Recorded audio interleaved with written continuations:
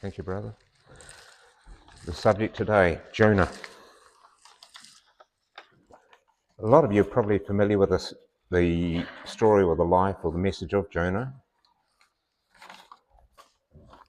When I was a kid, I heard the message, but it came out somewhat different to what I'm going to convey today. Now, just a bit of a background on Jonah. There are 5 references outside the book of Jonah to Jonah and concerning Jonah and Jonas, which was his other name. 2 references of his father, Amittai, once in Jonah and the other in 2 Kings, which again I'm going to mention a little bit more of. Now, Jonah, Amittai was born in or lived in Gath-hepher, a northern kingdom of Israel, a border town. We know Israel as one continuous country, but there are 2 parts to Israel. You've got northern Israel, and then you've got the southern part is known as Judah. For the life of me, I do not know why the southern part isn't shown on an atlas map or on maps and news as Judah.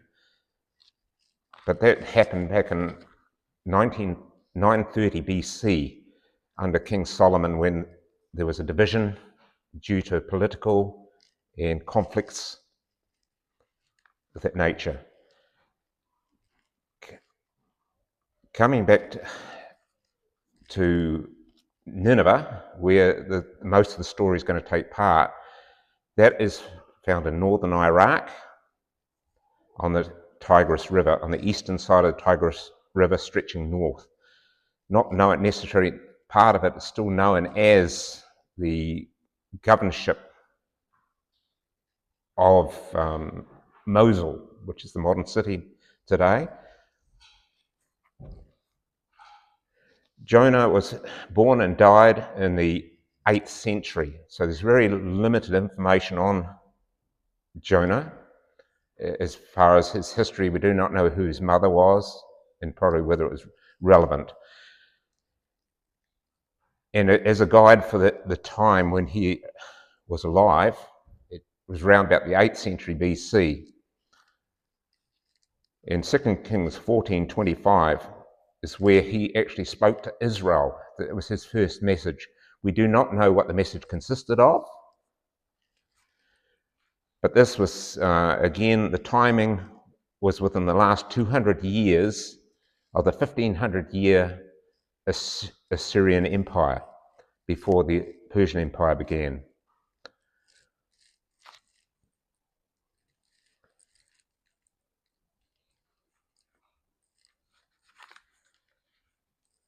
Jonah, the meaning of his name is dove.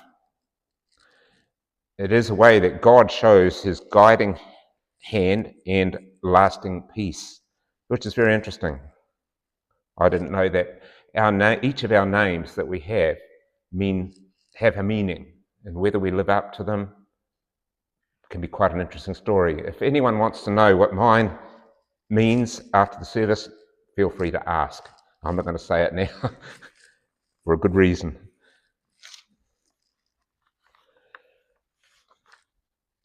Now, right from the word go in the book of Jonah, right from the first verse, the whole message opens, and it's opening right up to the end of Jonah. It starts off that he is trying to flee from God in verse 1, thinking that you can flee from God. It's certainly you cannot. It doesn't matter where you go, he is there. So to flee, he wanted to run to Tarshish, which another name for it now, it's over in Spain, or believed to be in Spain, and I think it's Tiritus or something like that. It's probably more familiar, a similar name.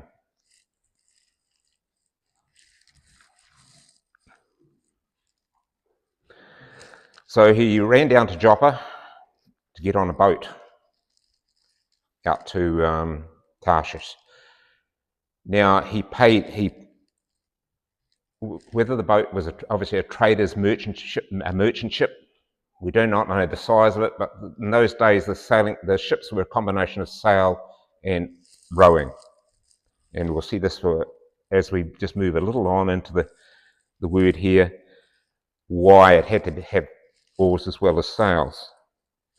Now, when Jonah entered the boat, he didn't enter it out of fear. He didn't run out of fear. He ran out of disobedience.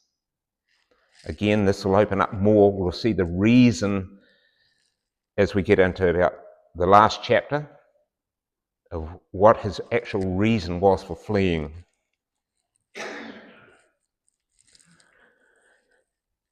He obviously paid the fare, and the crew in that were probably familiar with his story before he even entered the boat. Now, as the boat obviously left port, God sent up a ferocious wind which stirred up the waters, and they became very scared. And all this time that Jonah was down inside the boat asleep. We also have reference to the Lord in the New Testament where he was asleep in the boat and the disciples out of fear woke him. So there's some relevance, and you're going to see pictures that are relevant from Jonah right through to the Lord, not necessarily in the same way, but like Jonah is termed to have been a foreshadow of the Lord, or of Christ. Very much a shadow in what he did. And we're going to pick this up in some of the other references that I'll refer to about Jonah a little later. So he was fast asleep down the boat. The storm was raging. The sailors or the other people on the boat were in fear, and each calling out to their own God. Not our God, the God we know, but out to their various gods to deliver them. They threw off the wares off the boat to lighten the load, but the boat was about breaking. So the ship's master came along to Jonah, woke him, and at this point, told him to pray to his God for deliverance. Just in the next verse after that, we see that the sailors then were discussing amongst themselves and decided to cast lots to see who would fall upon, and it fell upon Jonah. And of course, at that point, then they started questioning Jonah. Where was he from? Why he was doing what he was doing? What country he was from? And he told them he was a Hebrew, and that he loved the God who created the heavens and the earth.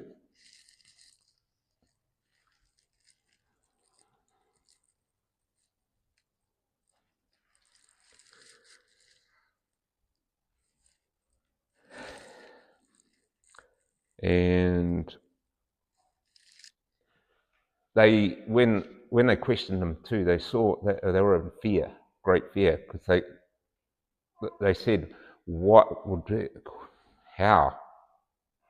he'd done what he'd done, fleeing from God.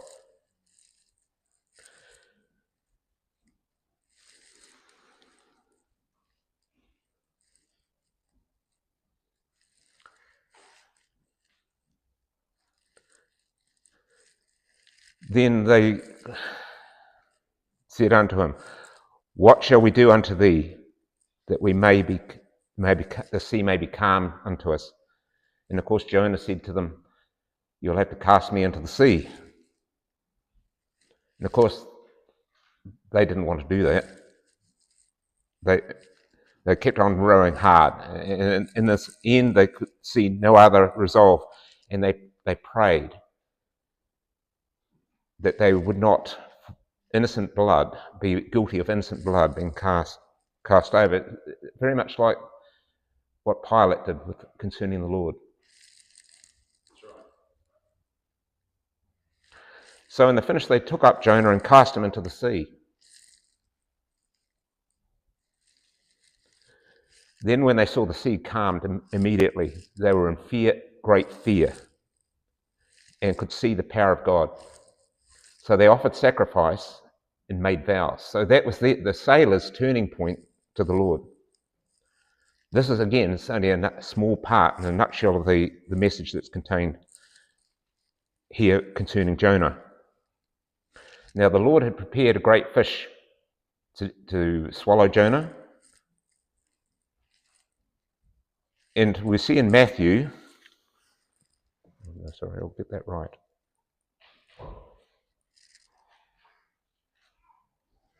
I had written the reference down. I had written the verse down. 12:40. Oh, yeah, okay. For as Jonas was 3 days and 3 nights in the belly of the whale, so shall the Son of Man be 3 days and 3 nights in the heart of the earth. So Jonah was in the whale 3 days and 3 nights. Now, just deviating here a little, I'm going to illustrate the size of the fish that God would have prepared in my belief of what fish it may have been. It says, I think in Luke, it talks about the, no, it's not Luke. There is a reference in the New Testament about their fish being a whale. I think it's actually Matthew. Sorry, I've really messed up here a bit. No. Now, we know the size of an elephant. We put about 13, up to its shoulder height, it's about 13 feet.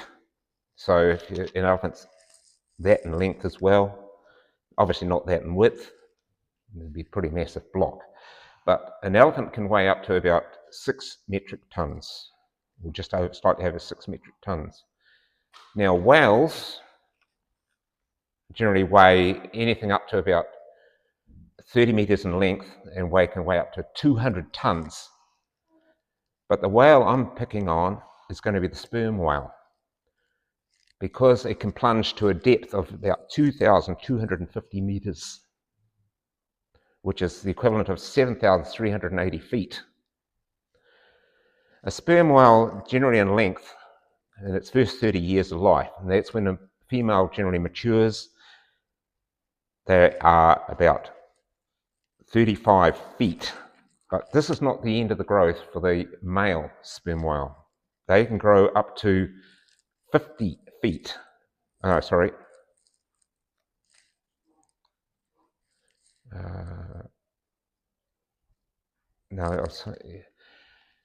and the tonnage of the sperm whale is 15 to 45 ton.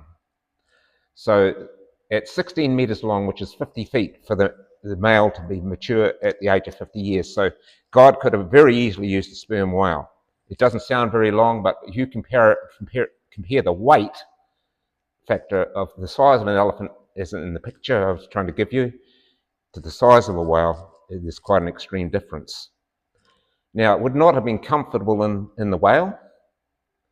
He mightn't have had much space to move. We can't say God in preparing the fish, gave him an air-conditioned room within the whale. It wouldn't have been that. He would have suffered, and he was crying out to the Lord in repentance and for deliverance. And of course, the Lord heard him, even from the depth. In the illustration given, it took that the whale was down. He talked of being down at the depths or the base of the mountains. So that to give me the idea of depth of water. Now, and how quickly that the whale can get down to that. Now, the whale, being an air-breathing creature, would have to come up for air, but so to be going up and down. I don't believe God would have kept it on the bottom of the sea all that for the 3 days and 3 nights without it breathing. But Jonah certainly would have been getting the smell. And if you're a fisherman, you know what it's like when you gut a fish, what it smells like. the size to when we catch fish, when I go out with Kevin and catch a fish, you wouldn't think there's certainly, looking at the fish guts, there's not much room inside it. But again, a whale is a different and massive sized creature. So Jonah had prayed 3 days and 3 nights. Then God, hearing his cry, delivered him, and he was spewed up onto the land, dry land. So then, of course, Jonah proceeded in obedience now to God on the second call to go to Nineveh. We do not know how many days it would have taken. He may have been so close to Nineveh at that point that it wouldn't have taken him long to travel. But the journey through Nineveh would take 3 days to go from one side of the city to the other. And he did a day's journey into the city, so he might have covered about 20 miles. And as commanded, as the Lord gave him the word, he spoke the word. And of course, the Ninevites listened and were very quick to listen. So they must have been soft in heart to be compliant. They could have rebelled. And an example, again here, if we look at Sodom and Gomorrah, they heard the word, but they rejected. They didn't turn. So God didn't spare them. Nineveh was given 40 days to repent. Otherwise, they were going to be overthrown. In listening, they put on, this is the people first, they put on sackcloth and fasted. But this is not the end of it. Also, the message came to the king's ears. He disrobed, put his robe aside, put on sackcloth, and he sat in ashes. But part of the message, it still goes on. He and his nobles, they put out a decree telling all the people to put on sackcloth and fast. Now, we don't know how long the fast was for. It could have been the whole period of 40 days. It's not clear. But again, an illustration of how long the Lord fasted when he prayed in the garden.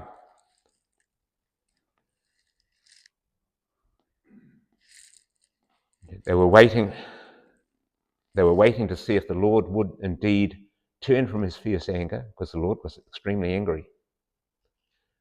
And the word evil's used, but I believe that's like a rage. But God was justified in his rage.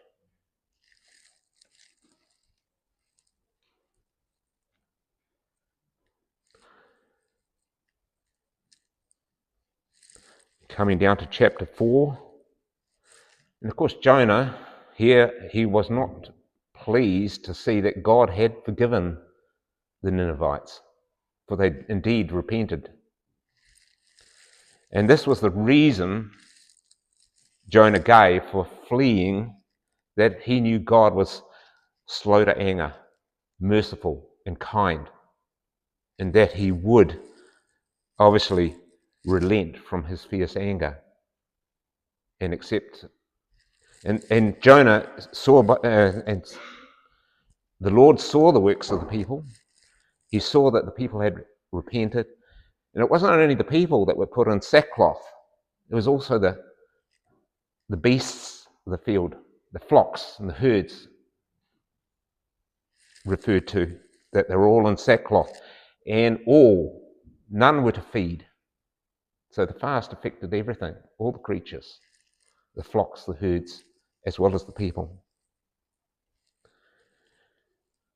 And the Lord, seeing that they had relented from their evil ways, that he accepted and relented from what his plan was to overthrow Nineveh.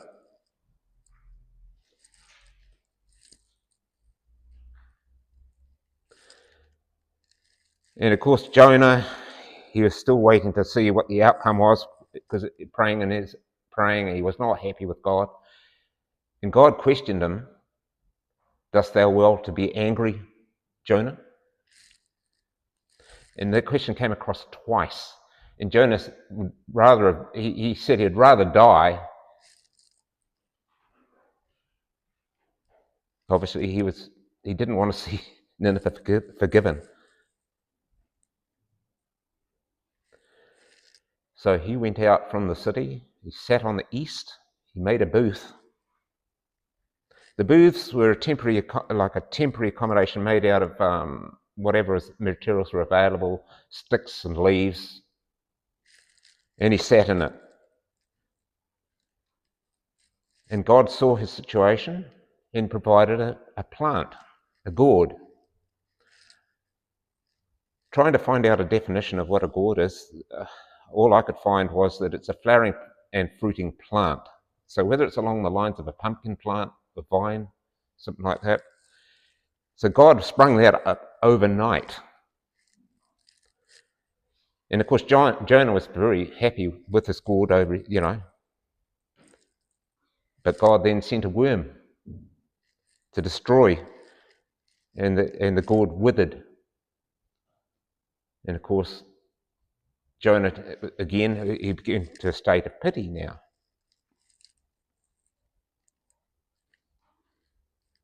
Feeling sorry for himself, still wishing he could die, because the sun was streaming down on him and he felt very faint. He wished he could die again.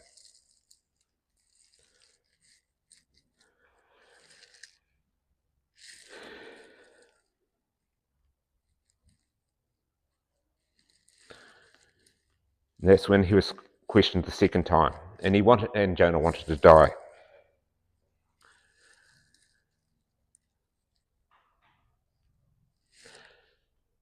He had pity for the gourd, but why did he have pity for the gourd? He did nothing to bring it about. God was the creator of the creator.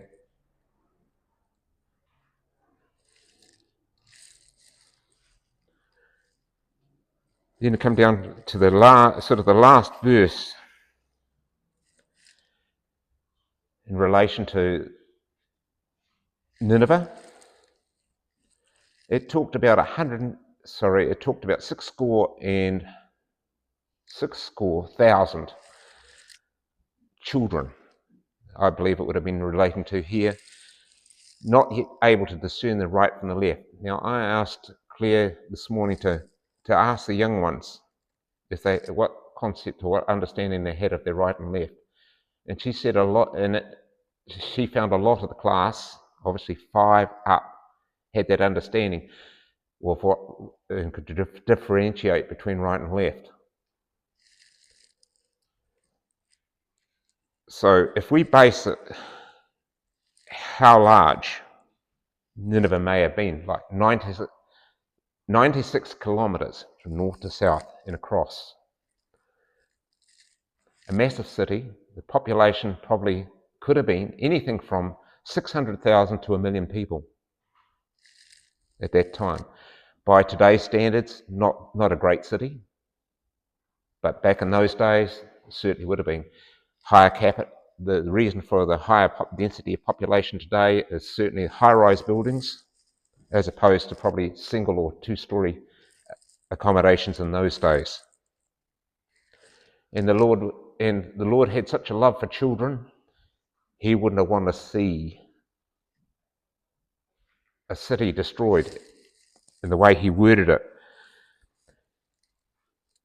And should I not spare Nineveh, that great city, wherein more than 6,000 persons that cannot discern between their right and their left hand, and also much cattle.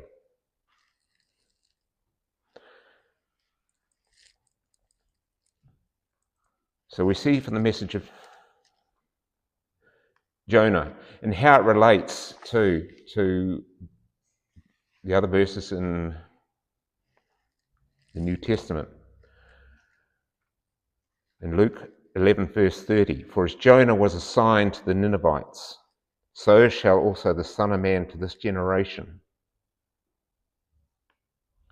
The other 2 references in Matthew 12 verse 39 and Matthew 16 verse 4, A wicked and adulterous nation seeketh after a sign, and there shall be no sign given unto it, but the sign of the prophet Jonas. It speaks today of how bad we're getting today, or seeing people today not even prepared to listen to the word.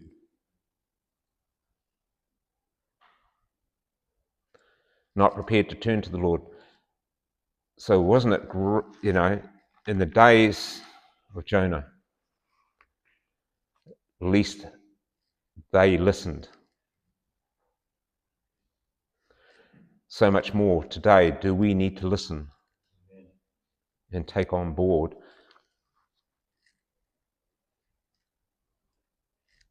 keep a short account.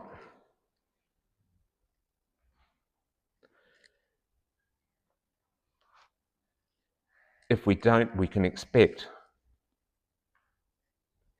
to see what happened, and it is going to happen. God is going to judge the earth. First, those that love him will not be here to have to worry about it.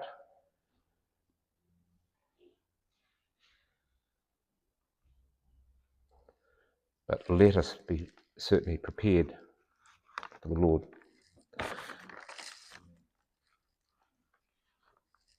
In 1 Samuel 15, verse 22, to get an application, to obey is better than sacrifice. Burnt offerings and sacrifices weren't what it was about. It was to be obedient, to listen. Proverbs 3, 5 and 6, trust in the Lord with all your heart, and lean not on thine own understanding. In all your ways acknowledge him, and he shall direct thy paths. Another verse that I've got comes from John 14, verse 23. Jesus answered and said unto him, if a man love me, he will keep my words, and my Father will love him, and we will come unto him and make our abode with him. So in summary, in chapter 1 of Jonah, we see the disobedience and the cost of the disobedience. In chapter 2, we see prayer and deliverance of Jonah. Then in chapter 3, we see the second call, the obedience, because he was obedient and went as the Lord had instructed him. Then we see the repentance of the people. In chapter 4, we see the anger of Jonah, the pity, and then the realization. Jonah, we don't know what happened to Jonah. It's sort of the story like it's cut short or cut off. But the important message is that Nineveh repented. Thank you.